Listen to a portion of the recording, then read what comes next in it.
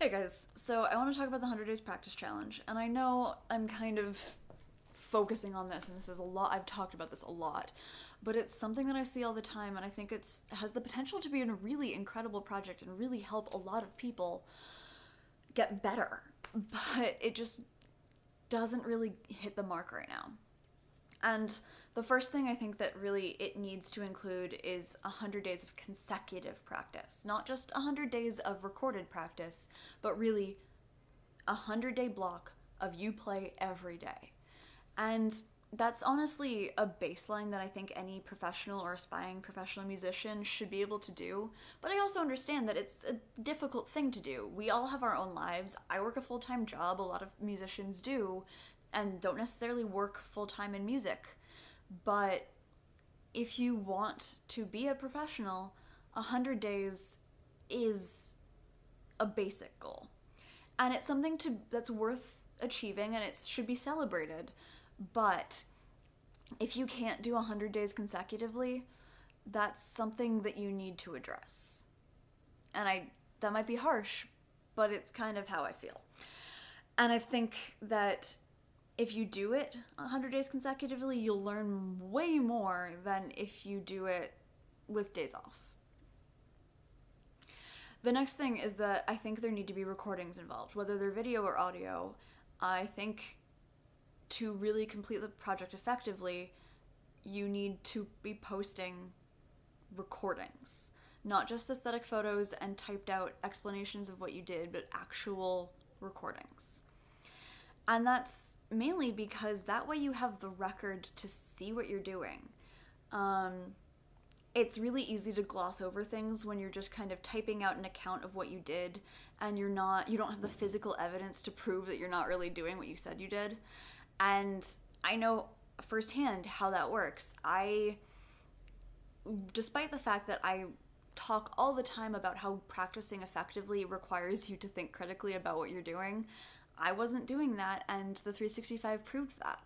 I have a lot of recordings and proof that a lot of the time when I practiced, I wasn't really practicing, I was just playing, and I wasn't really thinking critically about what I was doing or focusing on what I really needed to work on.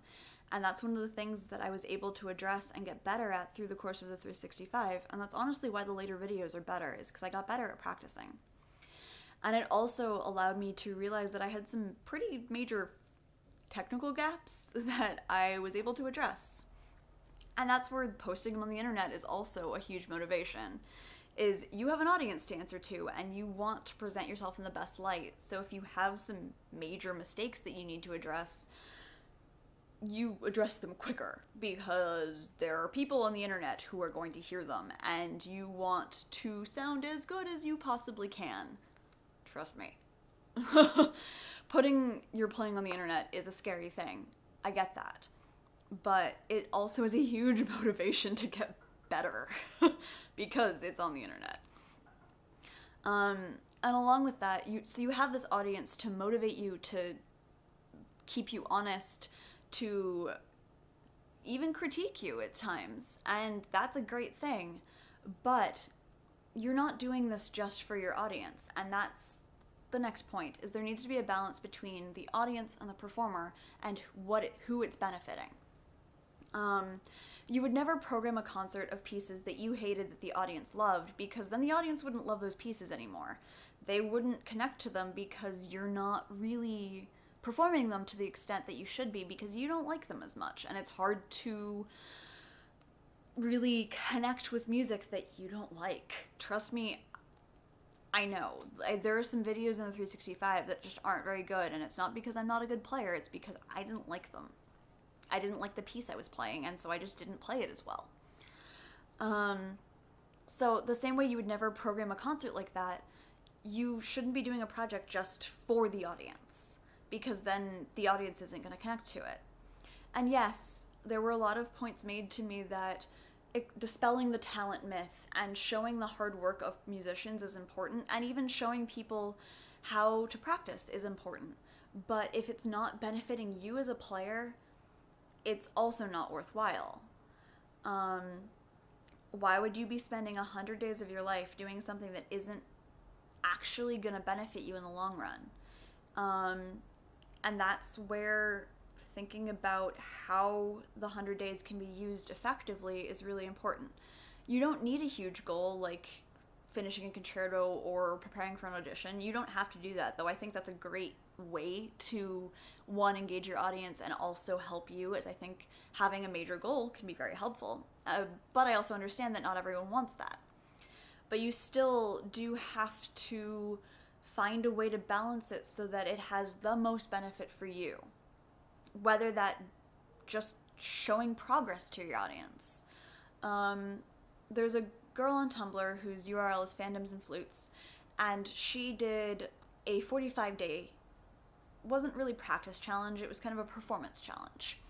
She modeled it more after the 365 than the 100 days practice challenge in that it was a different piece every day, and it was more performing rather than showing progress through practicing. But she still, from the first video to the last video, had a huge improvement, and I was incredibly proud and incredibly interested to watch those videos because you could see her get more confident and get better. I will link that playlist actually, and also her Tumblr, because I think that was so cool to see. And I have seen some 100 days practice challenges where people really do get better, and I think Hilary Hahn, who started it all, really did it the best. And that's because she was really thinking about it as a way for her to get better. And she even said in an interview that over the course of trying to edit these videos and present a video that she was happy putting on the internet, she really did think critically about her playing. And circles back to the videos. I think the biggest thing for me is that it really does need to be videos or audio. I get that not everyone has the ability to record video or isn't comfortable posting their self on the internet, but definitely needs to be recorded. But it's such a great project in theory, and it just doesn't completely get there yet. So I'm hoping that a lot of you guys can think about this project more critically and really make it into what it can be, because it has the potential to really change how you think about music. You just have to put a little bit more into it.